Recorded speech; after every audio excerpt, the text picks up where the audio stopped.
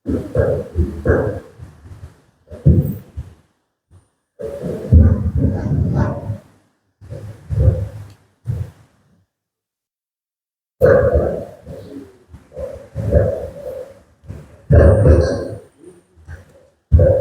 Pak. Gini. Gini.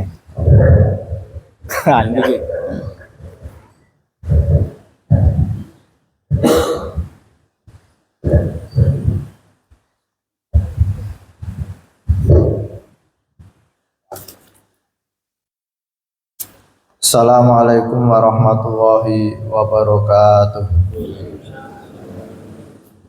Al-Fatihah. A'udzu billahi minasyaitonir rajim. Bismillahirrahmanirrahim. Alhamdulillahirabbil alamin. Arrahmanir rahim. Maliki yaumiddin.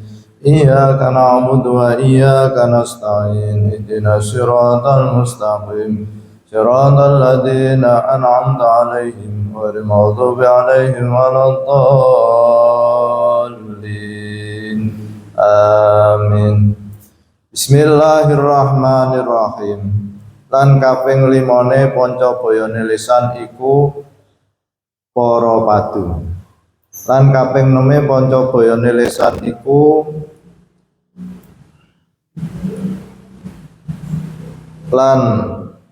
kaping 6 panca bayane lisan iku gawe-gawe ing dalem caturan kelawan den lagokake lan den kenes-kenesake.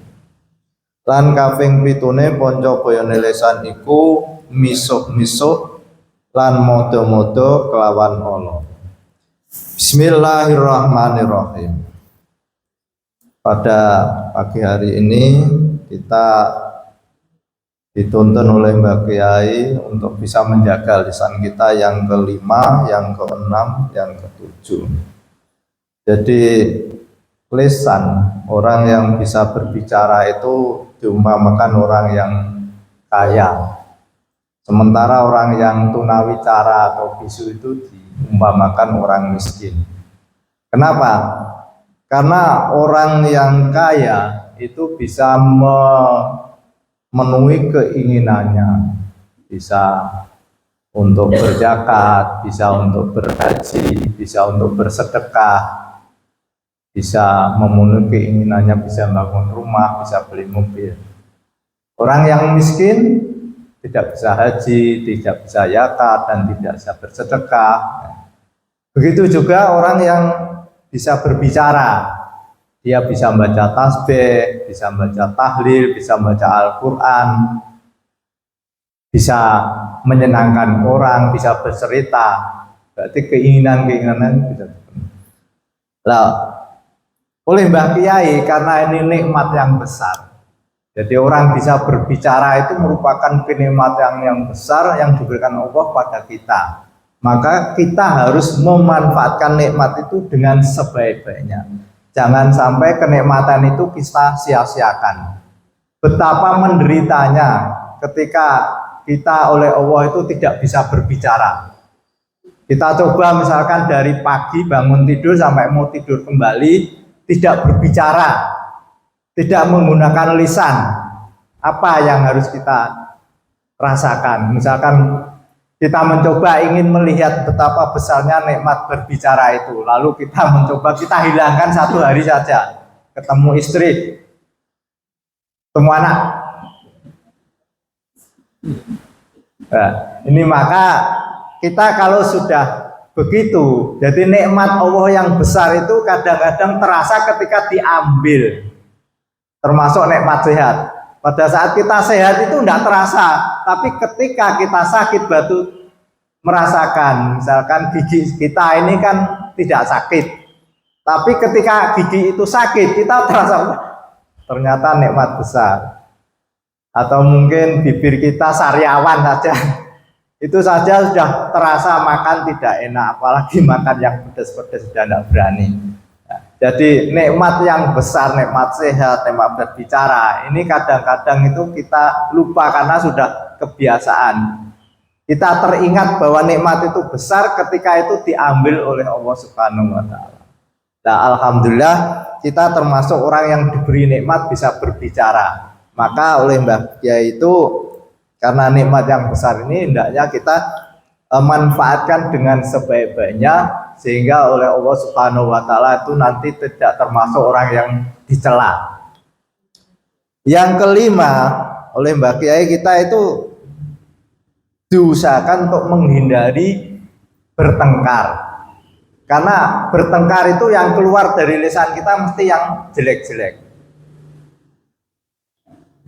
Rasulullah SAW bersabda, kata yang baik itu sedekah. Nah ini berarti kan seperti harta. Dengan kata yang baik itu kita sudah bersedekah. Jadi sedekah itu tidak hanya harta saja. Kata-kata yang baik itu termasuk sedekah.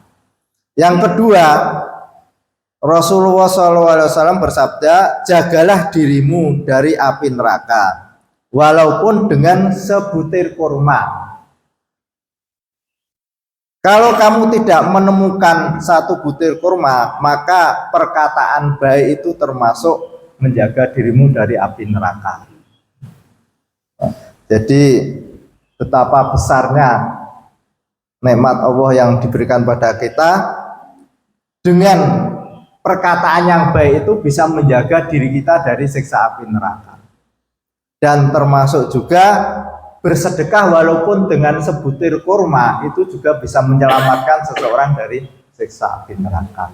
Ini memberikan gambaran pada kita bahwa harta dan lisan berbicara itu sejajar untuk bisa menyelamatkan seseorang dari siksa api neraka.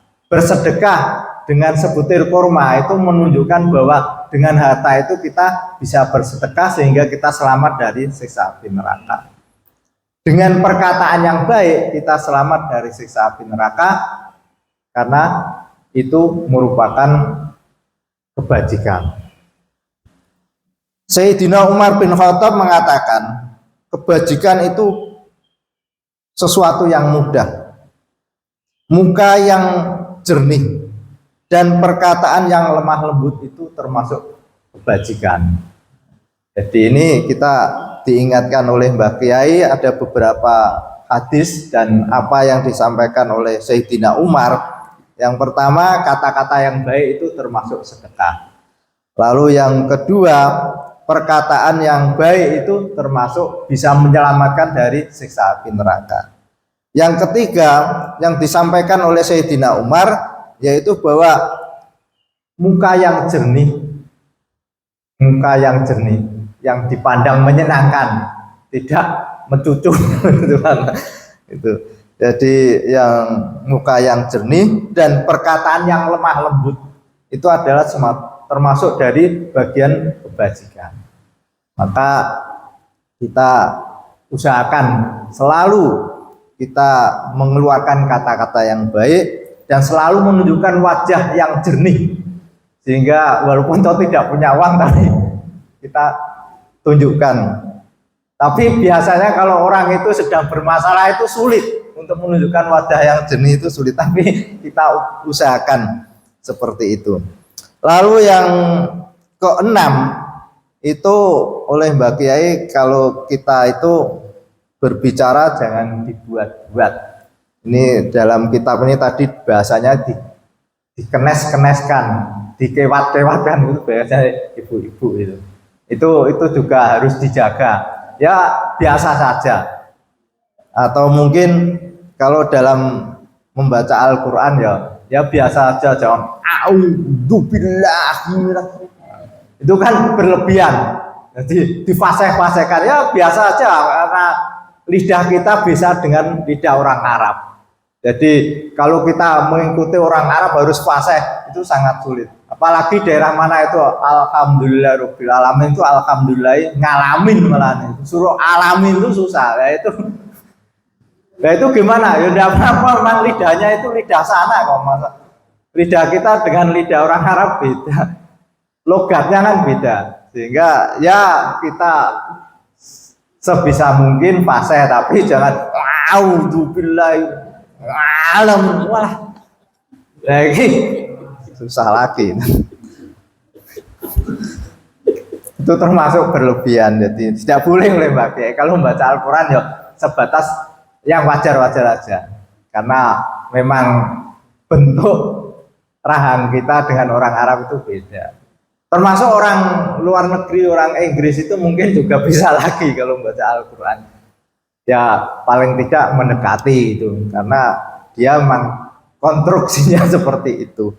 Lalu yang ketujuh itu ucapan-ucapan yang kotor, atau ucapan-ucapan yang keji. Kita usahakan lisan kita itu berusaha untuk mengeluarkan kata-kata yang kotor, walaupun toh itu dengan guyonan ya, itu kita usahakan kita jaga. Rasulullah SAW bersabda, makian terhadap orang mukmin itu perbuatan dosa dan pembunuhannya itu kufur. Jadi maka kita harus menjaga memaki orang yang beriman, karena itu merupakan perbuatan dosa. Dan kalau sampai melakukan pembunuhan terhadap orang mukmin itu termasuk orang menjadi kufur. Ini sabda Rasul. Yang kedua itu Rasulullah SAW bersabda,